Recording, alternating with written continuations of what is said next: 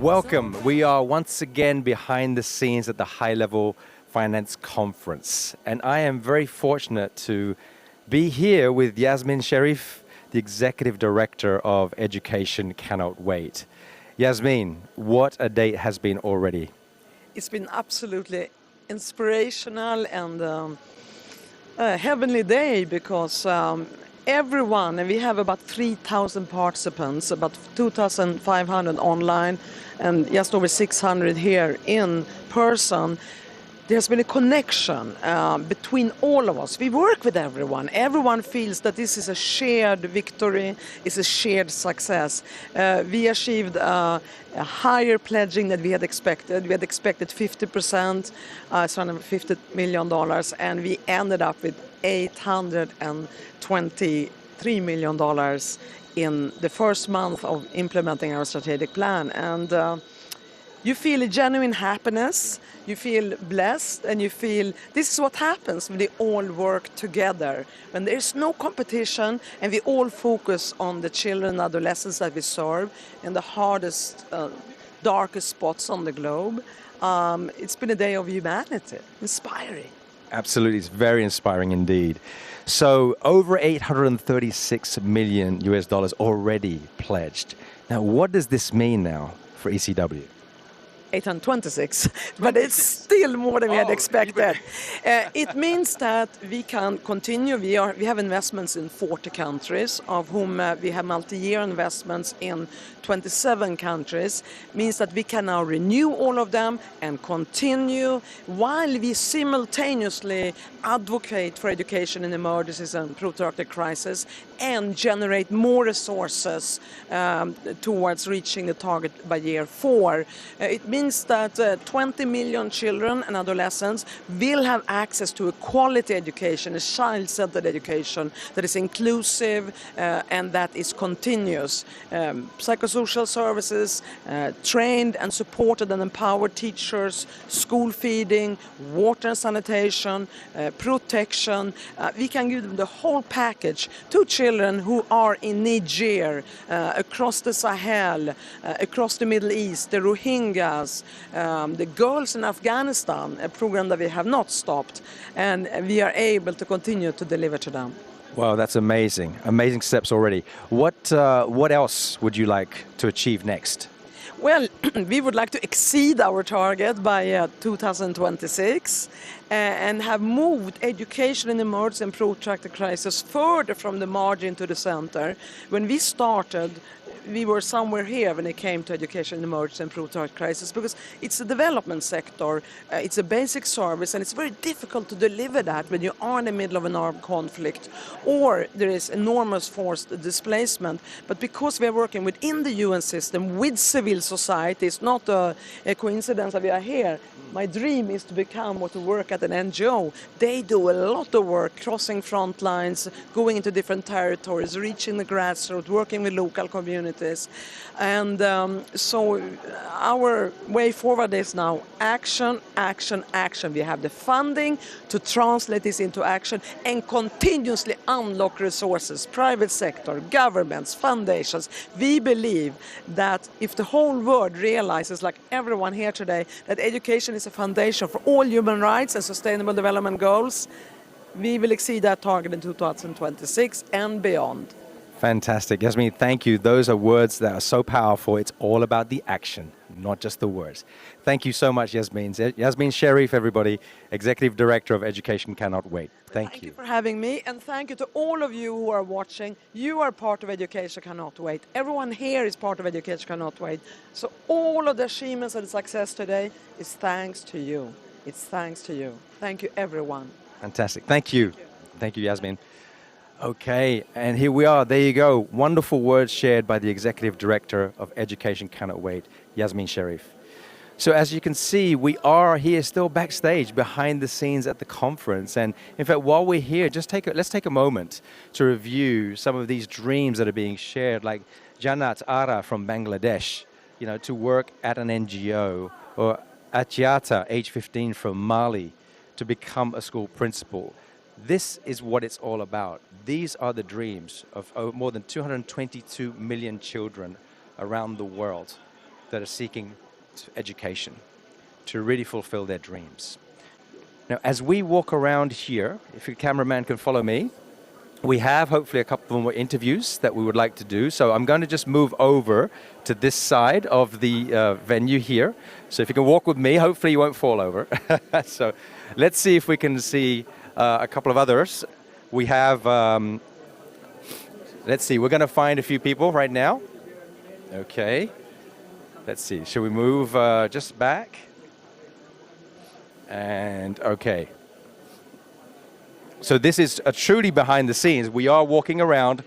You can see all of the delegates having a short break right now. It's all about, of course, connections and networking. Actually, we're about to enter also into the next session.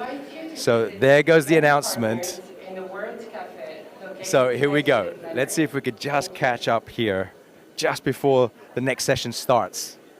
So here we are. Hello, hello. How are you? I'm good, thank you. And I'm good, thank you. And we have our online attendees right here. So if you'd like to introduce yourself, please. Yeah, sure. My name is Fajr Rabia Pasha, and I'm the Executive Director for Pakistan Alliance for Girls Education. Hi, how are you? So can you tell us a bit more about the Alliance? Yes, sure. So Pakistan Alliance for Girls Education is a national organization working on promoting girls' education in Pakistan. We have a huge crisis in Pakistan when we're talking about education. We've got 23 million plus children who are not in school, and 62% of them are girls. And major crisis, for getting girls into schools, and then a huge dropout rate. 85% of our girls drop out before completing primary education. Only 1 out of 13 girls complete secondary education. So you can imagine the kind of crisis that we're dealing with. So that's what Page does. We work on ground with very innovative programs nationally. Then we work with the government on policy, on bringing stakeholders together so we can generate these discussions and put girls' education on the national agenda. And really working with the stakeholders on creating that understanding that, what gender response is required in education. Because what we see is this really lack of understanding in terms of, what kind of support, why do girls even need education to start with, and then what kind of support or environment is needed to make sure our girls are educated in a positive environment and they can grow up to be leaders of tomorrow. It's wonderful, amazing work that you're doing.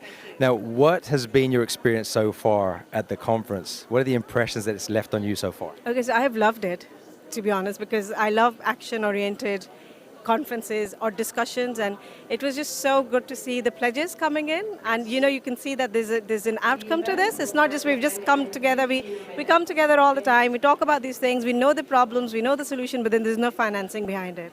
So seeing that there are countries coming together, stakeholders coming together, foundations coming together to put money into it, and just really hope that will translate into impact on ground, and engaging local actors, organizations. There's lots of people in all these countries where actually education is needed badly at the moment. So I've loved it so far. Really impressive. Fantastic. Thank you so much for sharing your thoughts, your insights, and all the great work that you're doing at the Alliance. Thank you. Wonderful. Enjoy the rest of the conference. Okay. Wonderful. There you are. So more voices here. These are the real stories. And I think we even have one more story. So let me see. Oh, here we are. Pashtana, good to see you. How are you? I'm good, thank you. So tell us a bit about, actually, this is our online audience right here. Right? They're all over Hi. the world. They're all over the world. I always forget to bring the microphone so they can't hear me. I understand. You know that, right? Yeah. Okay. There they are. Hi everyone. So Pashtana, so tell us a bit more about your experience so far at the conference. What has it been like for you listening to all of those pledges and all these stories that have been shared today by all the different types of organizations and partners and countries? I mean, it's good to know that a lot of people are actually focusing on education all over the world. Everyone is focusing on making sure that education becomes a priority, and people are talking about reskilling, upskilling, sharing that skill, making a workforce that would be needed in the future. So those are all good things. I hope the money raised actually goes to in raising a generation that would focus on saving this planet, saving the next generation, and much more. Yeah. Excellent. Now, how do you think ECW's work is going to really support gender equality? I mean, for starters, it's focusing on girls' education in different countries, including mine. And most importantly, it's about education in emergencies. So we are not talking about the normal day where a girl can go to school. We're talking about days where there's war, there's bombing, there's disasters. We're talking about those days. So I think in those days, when you make sure there is a school available for girls to learn, that's the most important part, you know, and ECW is doing that. So that itself narrows the gap. Fantastic. Okay. So, are you looking forward to the rest of the conference? Is there any particular session that you're looking forward to? Oh yeah, definitely. I am speaking at the Afghan Spotlight tomorrow morning, so I think that's the most important event for me. And I'm moderating another one, but that's a global one, and that's focusing on girls all over the world. So definitely, those are the two ones that I'm focusing on. Yeah. Fantastic. Well, there you heard it. So make sure you actually attend those sessions that Pastana will be a part of and leading as well. Wonderful. Thank you so much. It's about to now close, okay? So enjoy the rest of the conference. Good luck with your sessions, okay? Thank you. Thank you. Thank you, everyone. We'll see you in just a moment for the next session. We hope you've enjoyed the behind-the-scenes Backstage tour. Thank you. So here we are. We have just ended day one of the high-level finance conference here in the International Conference Center in Geneva. And I am with Lois. Lois, could you please introduce yourself to our online audience that are still with us at the end of this day? Yeah, my name is Lois Auta. I'm the founder of Cedar Seed Foundation. At Cedar Seed Foundation, we advocate and promote disability rights, especially on inclusive education. In Nigeria, we have over 90% children out of school. And out of this number, 15% are children with disabilities because they cannot afford to go to school. Even if they try to enroll in school, there are no facilities that caters for the needs of children with disabilities, like sign language interpreters, like accessible ramps at entry and exit points. The toilets are not accessible to them. All these infrastructures need to be put in place in our educational institutions. And Cedar Seed Foundation has done a lot on inclusive education. We built and constructed ramps in some schools. We try to make sure that education in Nigeria is mainstreamed, not excluded to some certain individuals. No, we want inclusive education to be promoted. So we try with other partners to ensure that scholarships are given to those that cannot afford school fees. We also ensure that policies, curriculums are inclusive. In Gombe State, which is funded by USAID on S2S state transparency and accountability projects, we have advocated for inclusive budgeting for inclusive education in Gombe State.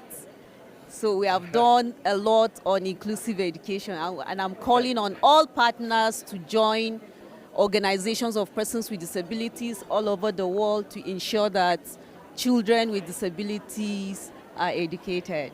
That's amazing, amazing work that you're doing, Lois. Now, if you think about what you've just heard today, with all the messages, what resonated with you the most? Yes, Stella's presentation really touched me. She spoke with passion, she spoke with authority, asking government, private and public institutions to make it a collective role in ensuring that children, young people that are affected by crisis goes to school. So her presentation was really a powerful one. It absolutely was. Absolutely. Stella's was amazing. Thank you so much, Lois, and all the best tomorrow with your session, okay? I know you're running a session tomorrow. Okay. Thank you. To be on the impact and significance of inclusive education, which leads to civic participation, it leads to employment opportunities, and it also gives us our rights as citizens with disabilities. Wonderful. Thank you so much, Lois. Thank you. See that session tomorrow. Thank you. Thank you you. so much. Thanks. Bye. Bye. Thank you. you. Okay, so we are coming to a close right now on day one. We hope you enjoyed today's sessions, of course, very powerful, especially the donor pledges, of course, from the countries and the governments and the foundations. So we are now closing here. We will see you tomorrow. We hope you enjoyed today. Good night. Welcome back. We are on the expo floor here at the High Level Financing Conference in Geneva at the International Conference Center. And I'm standing here right next to Marlon. Marlon, how are you? Hola a todos, mi nombre es Marlon Castillo, soy de Colombia. Great. So Marlon's going to respond in Spanish. And Marlon, I have a question for you. So Marlon, let's look at this, okay, for a second. What is the one thing that in your view would make the most difference to improve education for children and young people affected by emergencies? Bueno, yo pienso que la cosa más importante para poder cambiar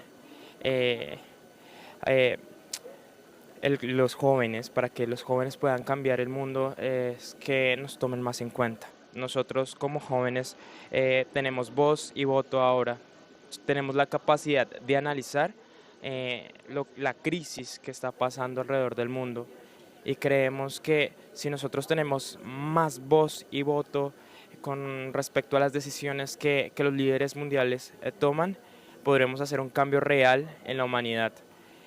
Nosotros ahora estamos viviendo las crisis tanto climáticas como económicas, como las condiciones de desplazamiento, y sabemos cuál es la realidad que afrontamos. Si nosotros tenemos la capacidad de entender que cooperando juntos, nosotros como jóvenes, junto con los líderes, podemos hacer un cambio real, y esta es la cosa más importante que ha dado vuelta en la conferencia. Nosotros tenemos voz y voto para estar en las decisiones que toman los líderes del mundo. Perfecto. Muchas gracias, Marlon. Thank you. Enjoy the rest of the conference. Gracias. Okay. We also have, let's see who we have next. Alex? It's Alex, yes? All right, Alex. Alex, where are you from? I'm from South Sudan. South Sudan, okay. So Alex, how has been your experience so far at the conference? The conference is actually very nice. But when we look at it, and I would like only to pass some messages about concerning issues about education. So, to the best of what I have learned from South Sudan, I would like to pass only some few informations and that I would like to pass to them. One of it is that to most our political people, I will just ask them at least to be in position to eradicate the issue of conflicts that really displace a number of people in the country. Also, to not only this, I would also like them at least to invest and to inject a lot of also capital to some of the schools, because when we see like in most villages, schools that have been displaced, and we also would like at least education to be put as the first priority, so that at least it can prevail up to every sector and in every place. Because even though in those who have been displaced, at least also we need education to reach up to the level where they are. We should not wait until maybe the conflict is stopped. So we just need to ensure that education is very important and it should reach to every level and in everywhere people are being displaced. Wonderful. Thank you very much for sharing those words and the actions that we should continue to take to support children and adolescents in emergencies. Thank you very much, Alex. Appreciate that. Thank you. Thank you. Okay, thank you. So we have also a few more people waiting here. Is Stella over here? Who do we have? Let's take a look. We have a lot of young people still around in the and also delegates. As you can just pan around here, we can also see what's happening. And we have right here, Stella. This is Stella. Stella had an amazing session. I don't know if you joined yesterday, but Stella, could you just say who you are again and where you're from? Yes, please. My name is Aloyo Stella Oriang. I'm a South Sudanese refugee teacher in Uganda, Palabek Refugee Settlement. So Stella, yesterday you received a standing ovation It was extremely powerful, the messages that you shared. Could you just remind for our online attendees who are joining from around the world, and some of them may have heard that message that resonated, and some of you are joining for the first time today. Stella, what were some of those messages? That was one strong message that really received that standing ovation. What I remember so well is my speech on how teachers are being disregarded, especially on education agenda. So to me, I am like, what is education without a teacher? We are advocating to have all the 222 million children at school. So why should we have them if we are not going to recognize and value our teachers at school? Yeah. And yesterday you said you are doing your part. You are doing your part, right? Tell us more about that. Okay, as a teacher, I feel really passionate about my work. What I am making sure I do is to provide an inclusive quality education to the learners that I teach. To me, inclusive education is a right. And if it is so, we need to have enough and qualified teachers. And I'm proud to say I am one of those teachers who is capable to handle learners in diverse culture, background, learners with special learning abilities so that they are able to learn together. We also need to have improved infrastructure in our schools so that every learner who comes to school is capable of learning at school. We need to attend to the needs of the children at school, both boys and girls.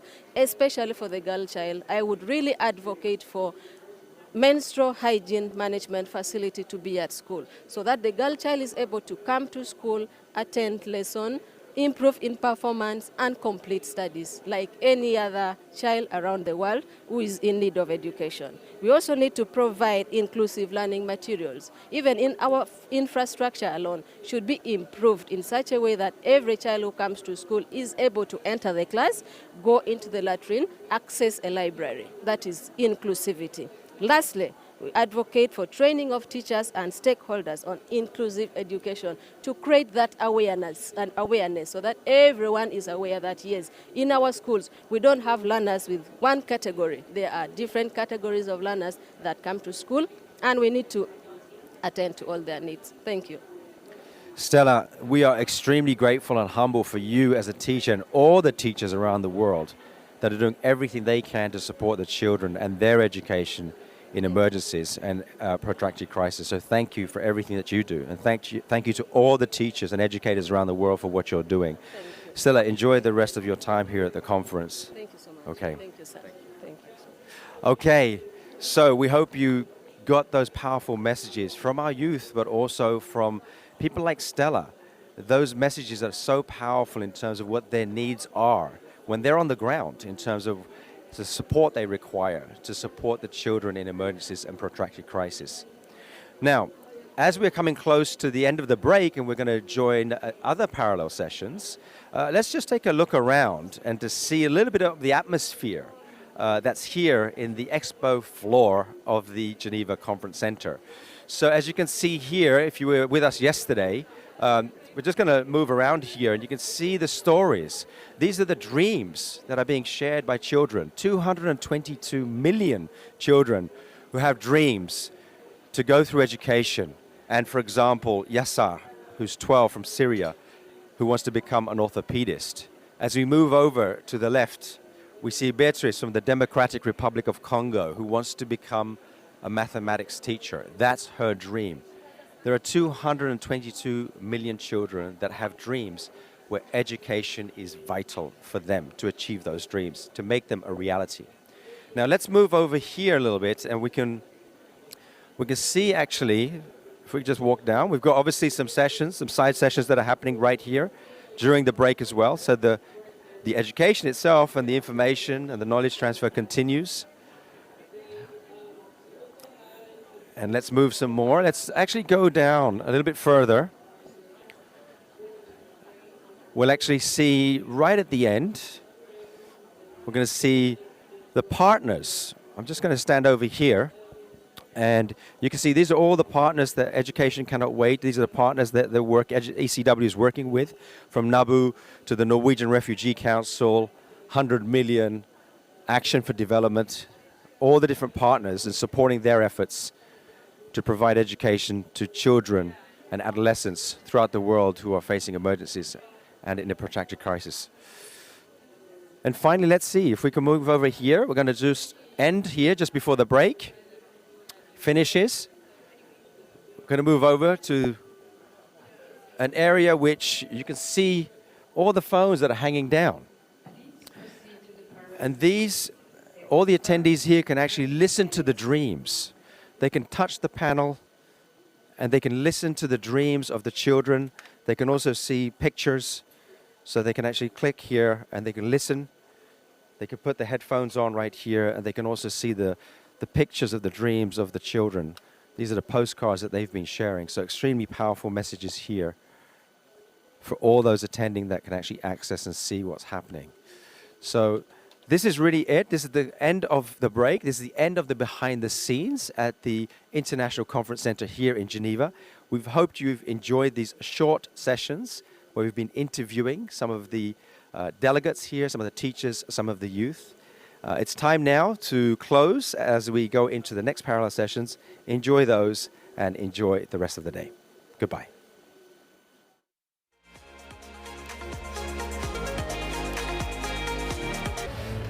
Wow, I wish you could feel what I'm feeling right now, what everyone is feeling in the room.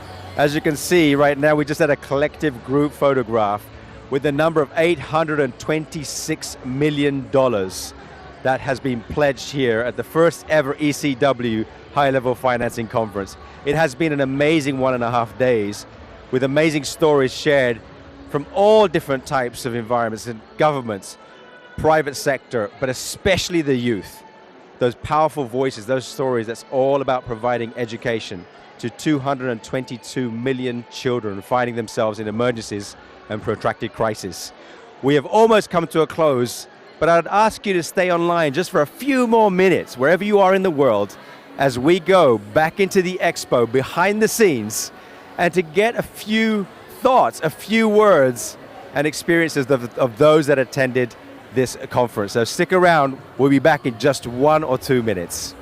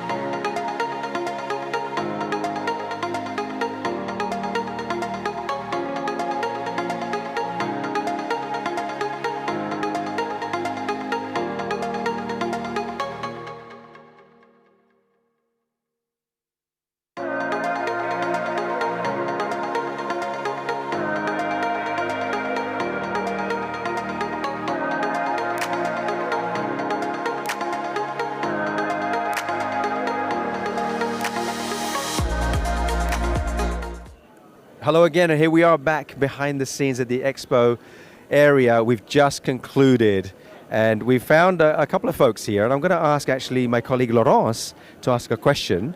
Okay, so Laurence. Bonjour, bonjour à tous. Alors, je suis ici avec Geneviève. Geneviève, j'ai une question pour vous. À votre avis, quelles sont les principales barrières au recrutement des femmes enseignantes dans le contexte de crise humanitaire?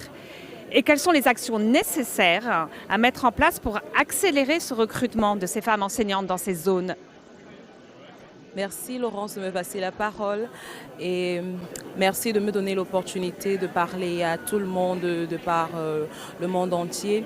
Les principales difficultés concernant le recrutement des jeunes femmes, principalement, ce sont les maternités. Parce que on considère la femme comme le berceau de l'humanité, la mère de l'humanité. Du coup, c'est elle qui doit donner naissance. Donc, on ne va pas penser principalement à lui donner un travail. Et la deuxième chose, c'est la discrimination. Parce que comme justement, c'est elle qui se charge de la famille, on ne voudrait pas qu'elle soit au premier plan, donc on voudrait qu'elle reste à la cuisine. Et surtout, cette discrimination, en fait, entraîne elle-même ce complexe d'infériorité, et beaucoup d'enseignantes femmes se disent qu'elles ne méritent pas plus que les autres. Ça fait que quand on lance même souvent le recrutement, beaucoup de femmes ne pensent pas déposer leur candidature ou bien composer les différents concours des écoles normales supérieures, comme c'est le cas dans mon pays. Donc il y a aussi également le mariage, parce que très jeunes, elles partent en mariage et beaucoup d'hommes n'arrivent pas à comprendre, en fait, ne comprennent pas de nos jours que la femme, c'est pas seulement le mariage, elle devrait également avoir un emploi, elle devrait également poursuivre ses rêves, et également la langue. Parce que nous qui enseignons dans des zones rurales, il y a des femmes qui n'ont pas accès à l'éducation, ça fait que l'accès à la langue est difficile et pour pouvoir enseigner, il faudrait le faire dans les langues officielles du pays. Alors, qu'est-ce qu'il faut faire? La première chose qu'il faudrait faire, c'est éduquer et former les femmes, mais également les hommes, parce que les hommes, c'est eux qui, pour la plupart, prennent des décisions. Il faudrait éduquer les hommes, il faudrait éduquer les femmes, leur dire qu'elles ont le choix, qu'elles ont le pouvoir, qu'elles peuvent faire ce qu'il faut pour changer leur vie. Et également, en les éduquant, elles éduqueront leurs filles et elles donneront la chance aux filles de rêver et d'espérer un avenir meilleur. Il faudrait également briser les conceptions, les barrières culturelles et sociétales. Parce que dans nos sociétés, et particulièrement les sociétés africaines, la femme encore est celle-là qui reste cuisiner, qui reste à la cuisine. Elle ne peut pas se placer devant une caméra comme je le fais pour parler. Donc il faudrait vraiment briser ces barrières-là et dire que la femme a la possibilité et quand une femme fait des choses, elle fait des choses meilleures. Merci. Merci beaucoup, Geneviève. Appreciate it. Thank you so much. Thank you. Okay, so let's continue. There are a few more side events that are taking place just after this lunch break, but we're going to wander around a little bit to see if we can catch some people about their experience. What did they experience in the last 1.5 days? And we're going to look in just a moment at this wall, but let's look at that in just a moment. So let's continue to walk around here. I will be catching people probably while they eat or after they've just taken a bite. So let's see. Okay, walk with me. All right. Here we go. So let's see if we can find someone to ask a couple of questions. Okay, here we are. Here's a group of people here. Hello. We're catching you off guard. So let me ask you, what was in just one word or a key highlight for the last 1.5 days? What would that be? Key highlight, I think the focus on not only what we have to do was made clear, but the commitment to doing it quickly and involving people who are themselves displaced learners in these settings, have them at the table. I think that's a message that resonates again and again. It's powerful, yes, the speed as well, speed of action, yes. What about yourself? I'd say two things stand out just off the top. The involvement of young people and just how incredibly articulate their arguments are. They're telling their stories. Like that, I think that is so important part of this. And then the action orientation. So it's more than just the raising money. Obviously, it's that was the point yesterday, and there was that moment, that hour where that was exciting to see the numbers. But really, this isn't about, our goal here isn't just to raise money. Our goal is to actually do something with those investments and create action that's going to change people's lives. And I think that was pretty exciting to hear all of those stories about lives that are being changed because of what we're doing here. Absolutely, thank you for that. Absolutely, those youth voices and that action once again. How about yourself? It was I was just participating, just watching and enjoying learning about everything that is going on. Wonderful, absolutely. And yourself? One word, what did you feel in the last 1.5 days? What was the key highlight? Really inspired. For me, it was the involvement of youth, of teachers, of children, really providing them a meaningful platform to express their voice. I think we need more of that. I would have loved to have seen even more, but to me that was the most touching aspect of the past 2 days. Thank you so much, thank you. Okay, thank you. All right, let's continue to wander around for the next couple of minutes, and we see, actually, Pashtana is here. Hello, Pashtana. How are you? Do I catch you just eating? Hello, how are you? Well, anyway, enjoy your lunch. I know you're going to carry on probably in the side events. So great seeing you again. Thank you very much for sharing your thoughts and your stories.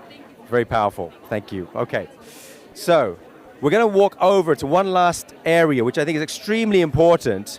And if you just follow me, and it's happening as we speak.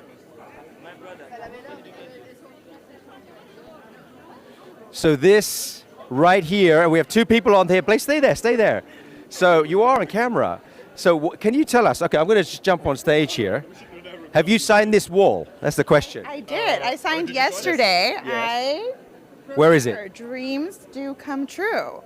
Dreams do come true. So what is this wall about, first of all? Let's have a look. This is my commitment to make 222 million dreams come true. My commitment to my organization focuses on social and emotional learning, and we're actively providing children the opportunity to realize their full potential. So, dreams do come true. Fantastic. Thank you for sharing that. Absolutely. Did you sign the wall? I haven't signed the wall yet. Are you going to sign it? I'm going to sign the wall. Do you want the pen? Okay, let's go. There's the pen, right? You see, we're going to do it right here live on camera. And here we go. Okay. We go down here, low level. Yes. Who am I signing it for? Actually, I'm going to put my organization, the Moving Minds Alliance. Fantastic. There you go. What was your key highlight of the last 1.5 days? So we've heard loads and loads of voices from youth and from refugees, and there's been a consistent message about the need to have more people at the decision-making table, about a more resilient education system in emergencies that is funding local organizations and building on local capabilities, and that, for me, is the change that we need to be thinking about making. Thank you so much. I appreciate that. Right. Great that you signed the wall, and now you're committed to making those dreams come true. Absolutely. Fantastic. And one key highlight, I didn't ask you that. Oh my gosh, it's been wonderful. I mean, I really loved hearing the youth voices. I thought they were brilliant, and also just understanding their perspective and being able to listen. Be careful when you step down. Thank you so okay, much. Take care. All right. Okay, so there we have it. I'm a bit emotional as well. My eye is a little bit of a tear in my eye. This has been an amazing first ever high-level financing conference from the ECW, and wish you could be here. But hopefully these behind-the-scenes moments, in between the breaks and the lunch periods, you've had a chance to get a feel for the sights and sounds of what's been taking place here. And we look forward to seeing you all of you again, hopefully in person if possible, the next time for the next conference. Enjoy the rest of the day, and thank you for joining. Thank you, and goodbye.